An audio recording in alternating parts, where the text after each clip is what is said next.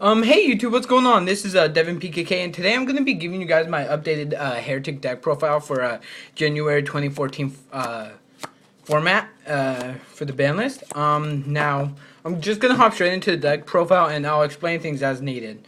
So, for the first two normals, we have just two Wattail Dragon. I think it's safe to stick with just double Wattail Dragon for the reason that you can bring them off of Red Eyes, and if you do, like, they're 2500 attack. So, that's big. Like, 2500 attack is big to get over. It's better just sticking off with these two, but it's preference. You can go with one, and then one Labradorite Dragon in case you want to do Star Eater, but you don't really need Star Eater in the deck because extra deck space is really limited. Next, we have, for the level 5 is Cursive Dragon.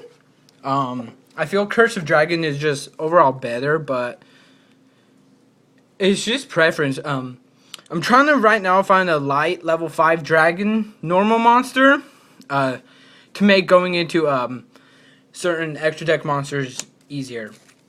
And then the last normal monster is actually Galaxy Serpent. Now, the reason why this card is because last format I had to find a way to be able to beat dragons consistently when I only opened up, like, let's say, Wattail and then a Tefnuit. I had to find a way to be able to grind the game out from there when I open bad. So, like, specialing Tefnuit and then tributing him off for Wattail if you start with him in your opening hand and no other heretics is good because you bring him out, you bring Galaxy Serpent out, and then you Synchro Summon for Crimson Blader, and that will kind of give you like another turn to just try to stall the game out and try to get your hand better. So those are the 4 normal monsters that I run. I really like all 4. That's my preference.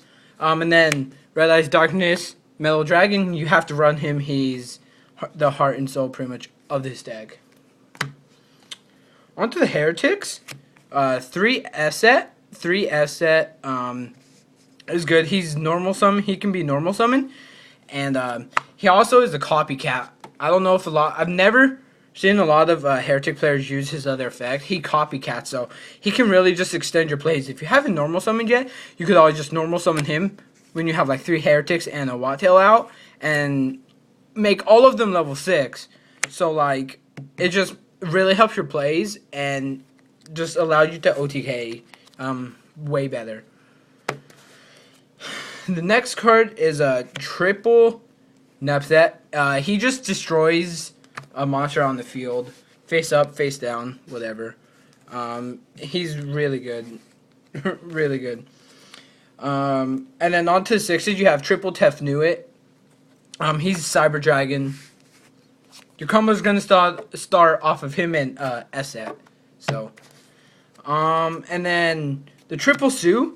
Triple Sue is actually going to be very good next format because next format's pretty much going to be a bunch of spell and traps with it gone. And also, one thing I want to mention, dragons are still going to be the best deck of the format next format. So, honestly, I would honestly say every Heretic player run Galaxy Serpent just because going into Crimson Blader is still going to be very big next format.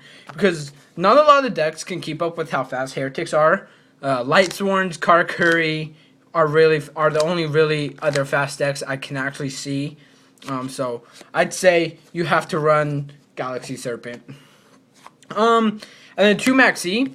I'll show you why in a minute. I'm only running 2. But yeah. Double Battle Fader and triple Swift Scarecrow because I don't want to get OTK'd before I can OTK my opponent. But the next format, I might drop 1 and 1 and put in 2 Effect Veilers because Effect Veiler is going to be so clutch in next format. It's going to, honestly, because the one thing that wins you the rogue matchups is Effect Veiler, and Effect Veiler is going to be very big next format. So, I gotta, honestly, I'm not going to put them in until I go to after my first regional on the 11th of January, because, depending on how many like non-dragon decks I see, then I'll go off of that and decide how many Effect Veilers I need to put in. And the last 2 monster cards are just 2 card D. You could put 3 in, but I only like 2. There's a lot of times I open really good and I have card D in my hand, And honestly, I'd rather just go off and save card D in case I can't OTK them, just to try to get a little bit back in the game. That's it for the monsters. For the spells, triple convocation, you have to run all 3. Triple polyduality, because card D and polyduality is the best first turn play we have. Can't overextend first turn or we lose. And then 3 Mystical Space Typhoon, because back row, hate. 3 Forbidden Lance. Gotta run 3 pretty much. Need our monsters. And then last 2 spells I run are actually 2 monster slots. I think this card is absolutely amazing in this deck. The sack is real with this card. Like, honestly, I sack my opponents so hard when I play this card. And not the, like, worst, it's a free draw. So I like the card a lot. I've played it for a while and I love the card. And the last card is actually a trap. It is 7 Tools of the Bandit. I love this card so much. Now the one of this card saves me so much.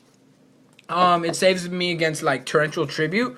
You're gonna play Torrential Tribute? Yeah, I'm just gonna 7 Tools of Bandit you, and I took the 3rd maxi out for 7 Tools of Bandit. So that's the main deck.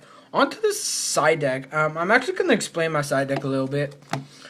The only spells I side deck are 2 XYZ Encore. The reason is because Ophion really kills this deck. And also there's a new card called Divine Dragonite Felgran. That's a big pain, and this card just straight gets rid of it. And Ophion. Eradicator. This card's going to be huge in next formats because Spellbooks is going to be one of the best decks. This card has to be in your side deck. It really does. This card is so good not to be played in the side deck. I would main this card if I had to, but I mean, like, I don't want to main this card against a bunch of random decks that I can just OTK. But you need this card against Spellbooks because they're a really bad matchup. 2 Deck Devi. This kills gadgets. This kills Geargia. None of their monsters are over 1500. It straight kills Geargia. Double Iron Wall. Doesn't hurt this deck at all except if you draw red eyes in your opening hand. And it does hurt monster slots, but I'll usually side out the monster slots when I side these in. Double Mind Crush because Boojins. This card's always good, and I usually always try to side at least 1 in because why wouldn't you want to look at your opponent's hand for free? Like, at the least, like, I'm never going to play this card unless they don't add cards to their hand, you know. I'm going to wait till they add a card to their hand, and then I'm going to Mind Crush them. You know, but Boojins is a big deck, and this kind of ruins them because if you Mind Crush Bujingi Crane, they lose all their cranes, and then they lose from there. Because they don't have anything bigger to beat over without crane. And then 2 Royal Decree, you need the Royal Decrees. You need them. 2 DNA series. This card's going to be huge next format. Fire Fist, Boojins, Spellbooks. This card straight rapes. You just call dragons and go from there. Anything non-dragon, you could just call dragon. And then 2 Electric Virus because Draco Sack and stuff like that. It works really well off the DNA surgery. And also Ophion, you can take it, tribute it off, and start your combo plays. For the extra deck, I have Scrap Dragon because you need it just in case like your opponent has some problem card like I don't know, just some problem card. Stardust Dragon. This card's good. We need it just because of Dark Hole. And especially with Magician of Faith coming back, people are going to start maining Dark Hole. I have a feeling they're just going to Magician of Faith attack. Oh, add Dark Hole back to my hand.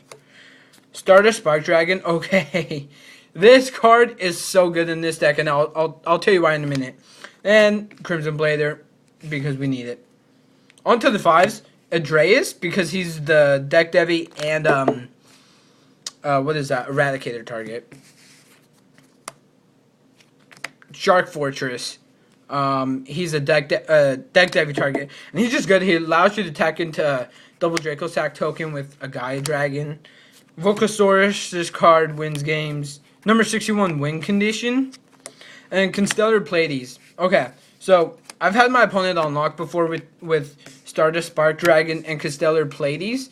It's like against dragons or against any deck, it's like Pleiades has material. Stardust Spark Dragon can protect Pleiades in case he dies. So it's just like your opponent has to play around these two cards, and it's so difficult to play around these two cards. It is. It really is. Pleiades is so good.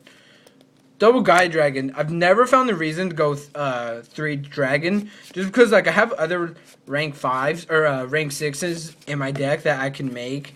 Yeah, this helps for the 5s, but I mean like most of the time I only summon 2 anyway. Like I've never summoned 3 even when I have had 3. And then the 3 Atom. Gauntlet Launcher. This card's good. When dragons have skill drain out, you just put them in defense mode, and they can't beat over it. Photon Strike Bouncer. When they're under 1,000 life points, you summon this card. Good luck playing around this. So, that is my Hieratic deck profile for the January 2014 format. Let me know what you guys think. Heretics are going to be a really good deck next format just because they're super fast. And if you, with the right sides like Royal Decree, then your matchups are easy. And the only bad matchups against this deck are Evil Swarms and Fire Fists. Oh my god, I hate playing against Fire. I'd rather play against Evil Swarms than play against Fire Fists with this deck, because Fire Fists are just annoying as hell when you're playing this deck, because Fire Fists just recover too fast. They just recover too fast, and especially now with 3 tanky. So yeah, that's my deck list, guys. The only things that's going to change are probably the effect veilers are going to get added. And so yeah, guys, let me know what you think. Please comment, rate, and subscribe to my channel for more Yu-Gi-Oh videos, and I'll see you guys later.